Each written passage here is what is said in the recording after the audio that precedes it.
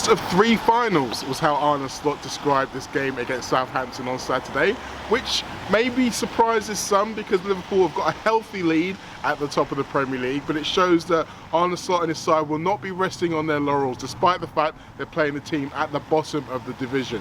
Now, most people here wanted to talk about PSG, and there was quite a few questions about the big game that happened in Paris, but Slot was keen to refocus minds back to this game against Southampton.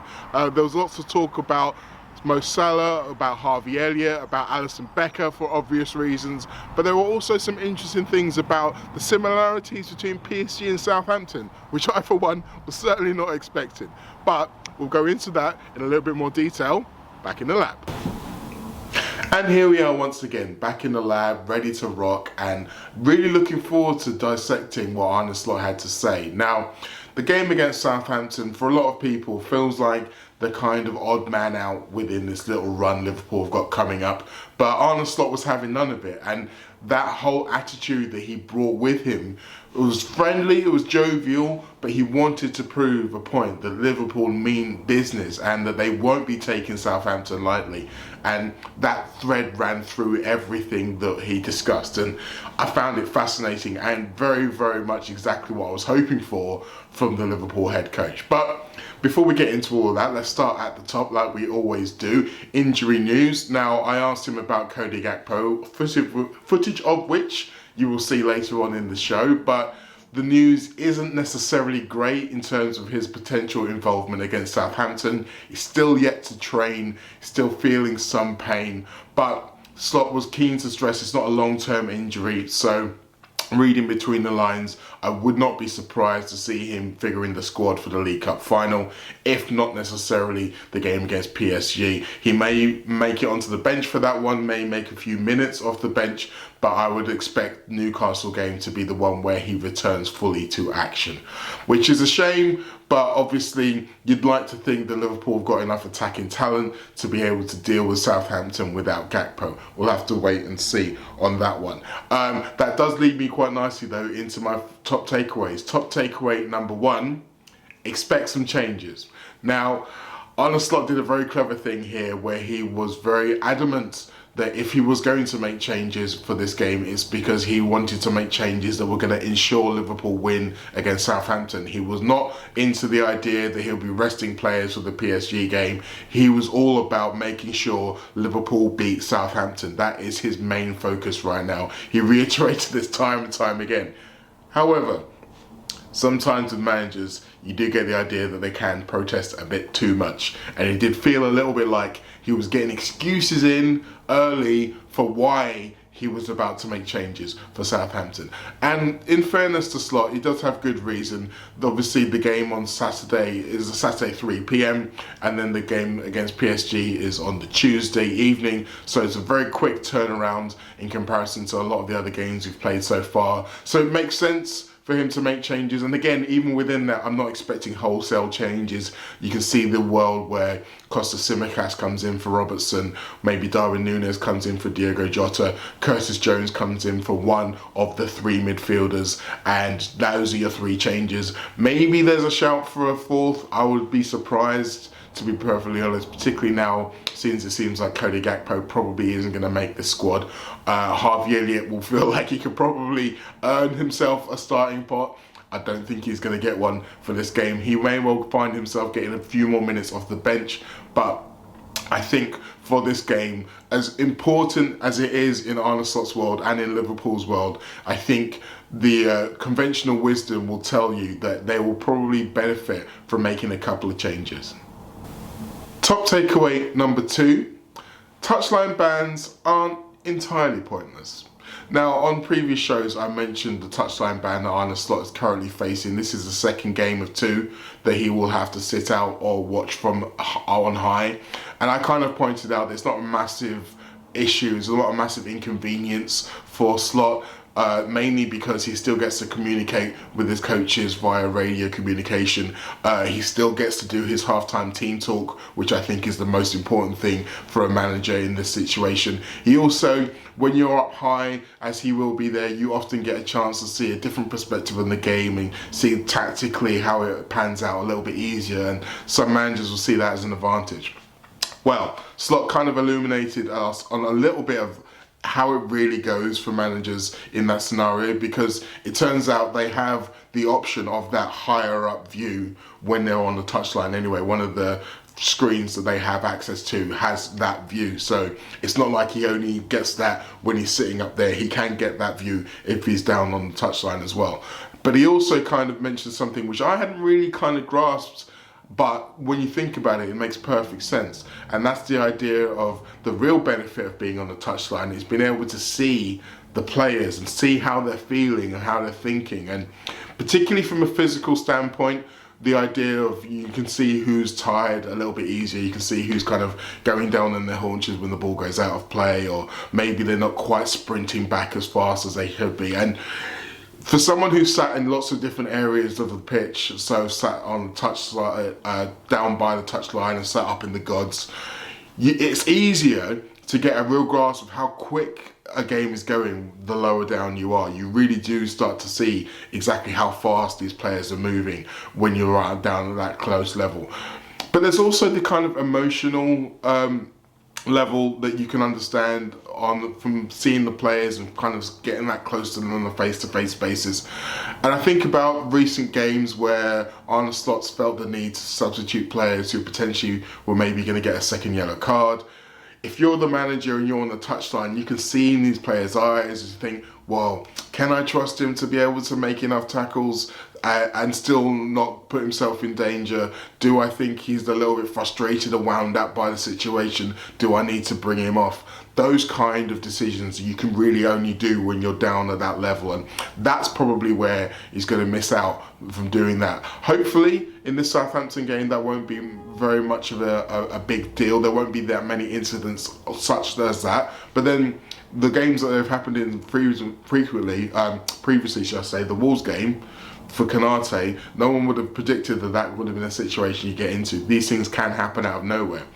So Slot would very much prefer to be down on the touchline. We'll have to trust in Johnny Heitinga that he can be able to pick up on any of those emotional and physical cues and relay them back to the head coach up in the stands.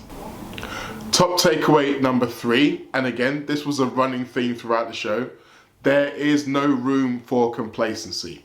Now, Slot called this the first of 3 finals that Liverpool are going to face this week. He also said it's the most important game of the week, and not just because it's the first one, but because he wanted to set the marker down. He understands the importance of breaking this league wide open. The idea that a lot of people have put out there that the league is over, yes, that's fine for pundits to say, that's fine for fans to say.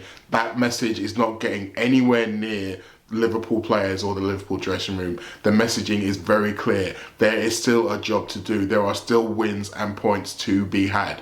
And if anyone's going into this game against Southampton thinking that it can be easy or it can be won without necessarily needing to be at their top level, then he's here to tell you that's absolutely not the case. And it's not just about the players that he spoke about, the idea. I mean, a manager's never going to come out and say that his players are complacent, or there is any kind of idea that that could creep in. He's always going to put down the idea, no, we are not complacent, we are experienced footballers, we know the importance of these games, we know how tough they can be. But the crowd's a very different matter. And I think Arne Slot was clever enough, and he's been here long enough to know that it's a little bit easier for Liverpool fans to go into a game at home against PSG on a Tuesday evening thinking, well, we're going to have to be up for this, we're going to have to get involved here, we're going to have to give the crowd, the players on the pitch, our best and loudest, in comparison to Saturday 3 p.m. against a team bottom of the Premier League. But Arne Slot is very, very adamant that he needs his crowd for both games. He needs this crowd for every home game. The same way that Liverpool players can't take a game off, Liverpool crowd can't take a game off either. And he was very keen. He was like, I want you to be there long before kickoff. I want to hear the songs. And he's really started to grasp that idea of, well, the songs and the songs for the players and the influence that has on the players. So obviously, if you're a footballer on the pitch and you hear people singing your name, it's going to make you feel better. It's going to make you run hard. It's going to make you do better. And Slot wants to harness that. Now, he's not necessarily gone into that area that much at his time as Liverpool boss so far, but now he's fully embracing it as we get close to the run-in, to the business end of the season. He wants you to be there and be loud and proud for his team. And I think, again, this all reinforces the idea that no one is taking this game lightly. No one is taking Southampton lightly. No one believes it's just a case of having to turn up and do the business. This is a game which might be tighter than some people anticipate. We've had 2 games against Southampton this season. Both have been won by the odd goal. So the idea that Liverpool will just be able to turn up and turn it on and everything will be hunky-dory, I think Slot is right to try to shy away from that idea. And he wants everybody to be up for it, including the people in the stands. Now it's time for me to go into the questions that I asked Arne Slot. As I mentioned previously, one of them was about Cody Gakpo, but one of them was also about going into games against teams who you're expected to beat. Firstly, Arne, I wanted to check on the status of Cody Gakpo, how close he came midweek, and is he available for this game at the weekend? He didn't train yesterday yet, so let's see if he can train with us today. Again, close call, and it will probably be. It's not a long-term injury, but yeah, he still had a bit of pain yesterday, so he was not able to train. Let's see where he is today. So I can't give you the answer yet. And with the game against Southampton, the last time there was a relegation-threatened team came to Liverpool was the Wolves game. Liverpool got themselves into a very good position in the first half. Then the second half kind of relinquished that position a little bit. Wolves had 10 shots to Liverpool's 0. If you're in a similar situation in this game, do you know what you need to do to maybe maintain that dominance for the whole 90 minutes? Now we have to act differently than we did in the second half, but it's not always only up to us. It was also the quality of Wolves, and I think they have a much better season than the league table shows you. But we're not here to talk about Wolves. We're here to talk about Southampton, and it's also a team that takes a lot of risks in their pressing.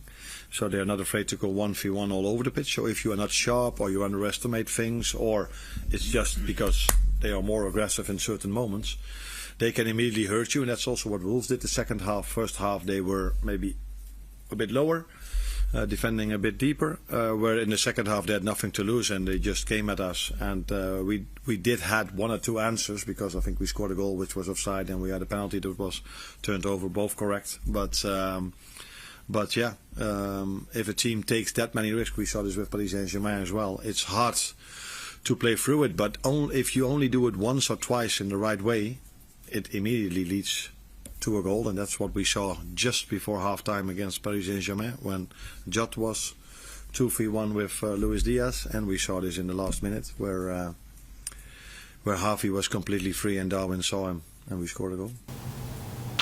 Now this gave me the most surprising part of the whole press conference, where he went into the similarities between Southampton and PSG, and I think this really speaks to how Slot and how a lot of managers really view teams. Like, for us on the outside, a lot of the time you're looking at wins and losses. You're thinking this Southampton team got 9 points out of 20, however many games they've played, 26 games, 27 games.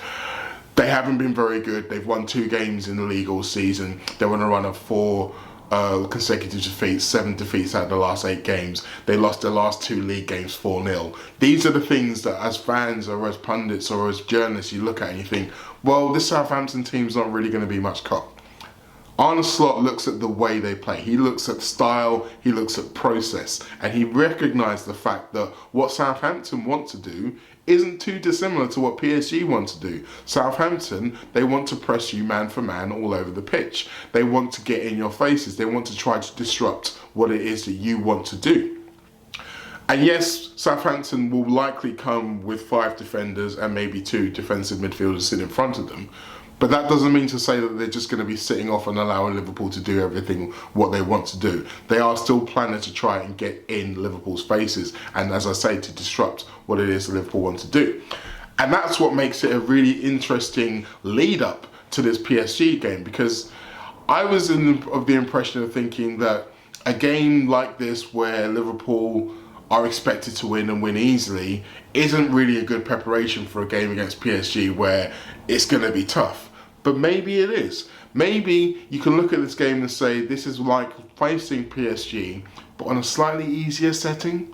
I think it's fair to say that Southampton's attackers don't have the same level of quality as PSG's attackers. However, the system, the processes will be the same. The way to beat them will be the same, and that will be to take advantage of what this tactic gives you. Now, if you're a team who like to press aggressively and press man for man, what that means is that if you can get out of that press, if you can play around it or play over it, play through it, then you get yourselves opportunities at the other side. You have opportunities where maybe you've got numerical advantage, maybe you've got space to run into. And Arne Slot referenced the times in the PSG game at the end of the first half where Jota and Diaz had a 2-on-1 that they didn't really do the best out of. And then obviously he referenced the goal that Liverpool scored. Both of those were situations where they were able to get through that aggressive press and get to a point where they could create their own damage. And that's exactly what Liverpool are going to have to do against Southampton, and that's exactly what Liverpool are going to have to do against PSG. So again, a fascinating way of Slot of looking at it from Slot, but it really does kind of show you why he's been so successful, because he doesn't really matter whether or not you're playing a fantastic team or whether you're playing a team that aren't fantastic. If they're doing the same thing, then you have to beat them in the same way.